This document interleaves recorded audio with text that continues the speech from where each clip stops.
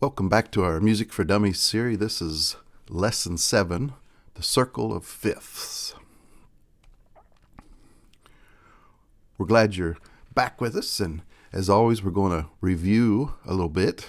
We're getting more and more material behind us, a lot to talk about there, but we learned notes and steps in Lesson 1. Some have sharps, some don't. We learned half steps and whole steps. We then learned about our scales and how there were rules to follow with whole steps and half steps once you know those notes.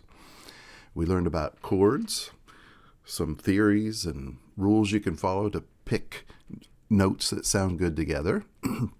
We talked about three-chord theory, and this was how you could figure out the major chords that would sound good together in a major scale. And we talked about tonality, how music's like a pendulum pulling you towards the middle. Then we took a little break there and we looked at just a little bit of notation for some who might want to start looking at sheet music. And today we're going to talk about the circle of fifths. And what is the circle of fifths? Well, we got a graphic there starting out, and notice there's a C, and we start having other notes. Seems like there's no order to them. G, D, as we kind of go clockwise there. Let's learn about this. What in the world's going on there? Well, we start with C, up at the top. We start with C, and if you recall, all these lessons we've been learning, the key of C major had no sharps or flats, did it? There were no sharps or flats. Well, what we're telling you today is, like, if we go clockwise here the way we've got it drawn, up to the fifth in the key of C, we're going to add a sharp. So let's see what happens here. C has no sharp. And this it can seem confusing at first. A lot of graphics I'm going to be popping, but it's really not too bad. I just wanted to have graphics to try to help here. So we're going to start with our C, and I use my fingers a lot of times. And with the fifth, I have to use my thumb as well. But if I start at that C, and I go C, D, E, F, G. I've went up to the fifth note in that scale. That's going to now be my key I'm in. The key of G, it has one sharp. I have added a sharp. And you might remember, as we were studying the major scale rule, when we got to G, you had one sharp. And that's what the circle of fifths is telling us. Go up to the fifth. Start at C, D, E, F, G. When I move to the key of G, I'm going to have one sharp in it. And we'll talk about which sharp that is here in a bit. A little bit of extra knowledge today. But that keeps on going. So if you see in our graphic now, let me get the pointer here. Excuse me. There you will see, and when we've went to its fifth, the G, it's got one sharp. And if we continue going here, if I now use my G, that's my root now in that scale, and I go to its fifth, G, A, B, C, D.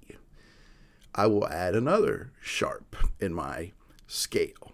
So the key of D has two sharps in it.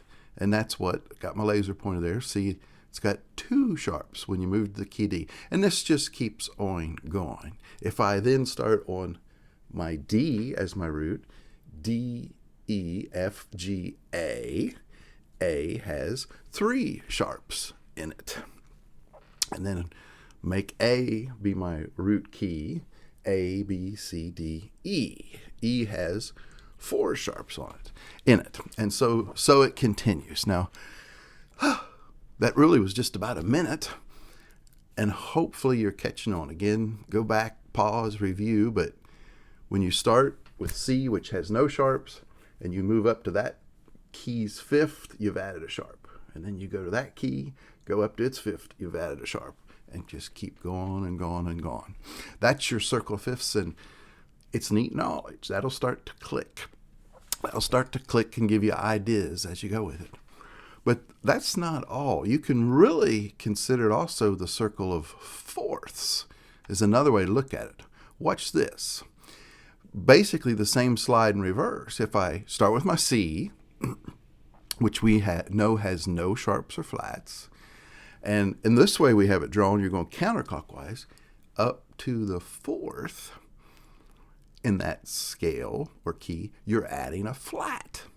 So let's see here. C has no flat again. Now notice here I'm not using my thumb. Don't want that to confuse you. We're just going to use 1, 2, 3, 4 on our fingers. C has no flat.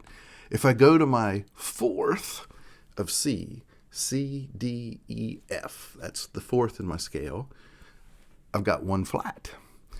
And you remember one of our lessons we had Happy Birthday, I think it was, and it had that one flat, and we said we haven't even talked about that. Well, that's because when you add a flat there, it's the key of F. F has one flat in it, a B flat. And this continues the same. If I then start as F is my root or my one key, F, G, A, B, the key of B flat has two flats. Let me move up there. B flat has two flats. A little bit weird. It's not B. We had B over here when we was going clockwise, if you will. This is B flat. And then if I start on B flat, and B, let's see, C, D, E flat, if I go up to the E flat, that's going to have three flats in it. So I hope that's enough to at least get you thinking and realizing about the circle of fourths and fifths. That knowing that, you can figure some things out and start to learn a little bit about how music works.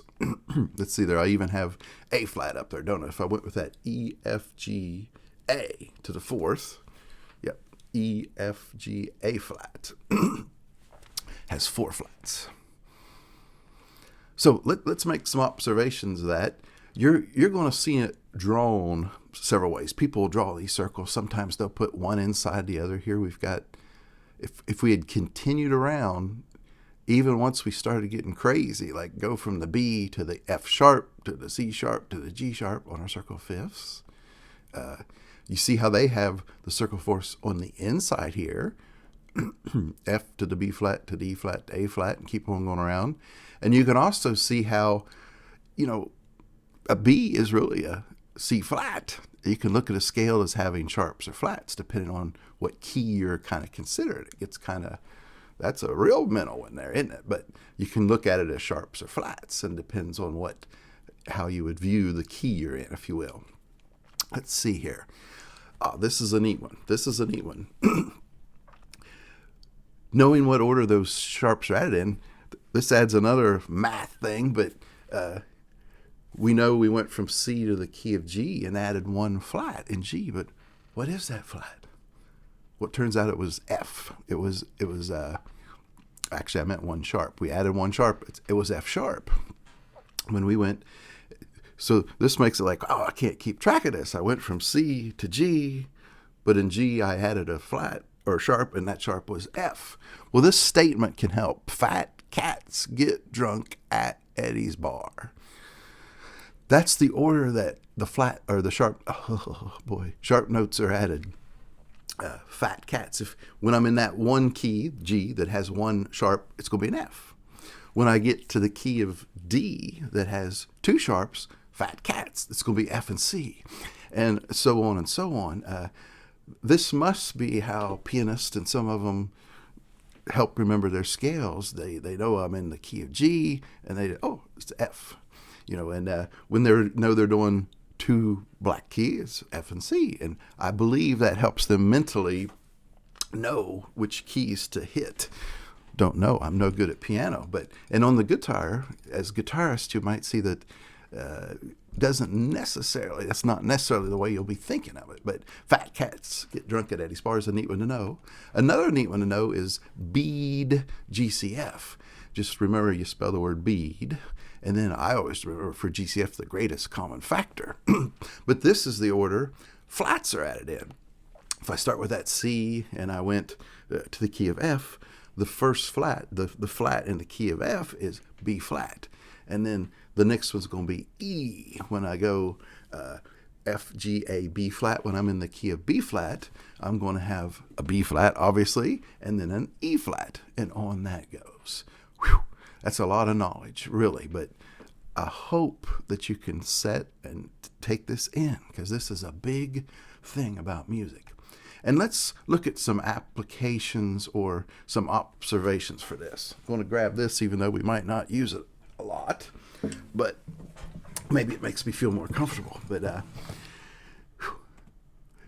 hopefully you're seeing that moving in fourths and fifths is kind of an important thing in music. You know, on the guitar, we'll talk about this first and then mention a few other things real quick. In the guitar, most of your strings move up in fourths.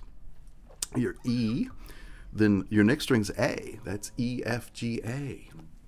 Then on your A, it's A, B, C, D. That's your next string, D. Remember another phrase, Eddie ate dynamite, goodbye Eddie? That was your strings on the guitar, E, A, D, G, B, E. But then it even continued there. We went from the A to the D, and the D to the G, D, E, F, G. And then for the ones looking at our guitar class, that's where it gets odd. It goes to the B, which isn't a perfect move to the fourth. And then from B to E, it goes back to moving in a fourth. And you get a good sound, like next two strings. I'm actually, I picked the top two from the E to the A, and I'm moving a fourth. From the A to the D. And of course, we have already seen how, you know, if I consider that my 1, my G, then I have 4, and the 5. 1, 4, 5, 1, 5. How it has a good sound, but it's also in your shuffle. This might be new to some of you guitar guys. That's part of your blues shuffle, that move into that fourth.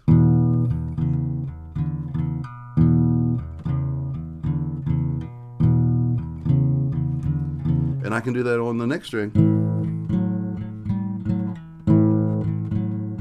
Because that first note I'm hitting there on that up there makes it be the fifth instead of just the fourth. Notice I went up one whole step, 2 frets. So you start to get your blues shuffle gets in. And you can even start on the A and shuffle in the next key in the A there.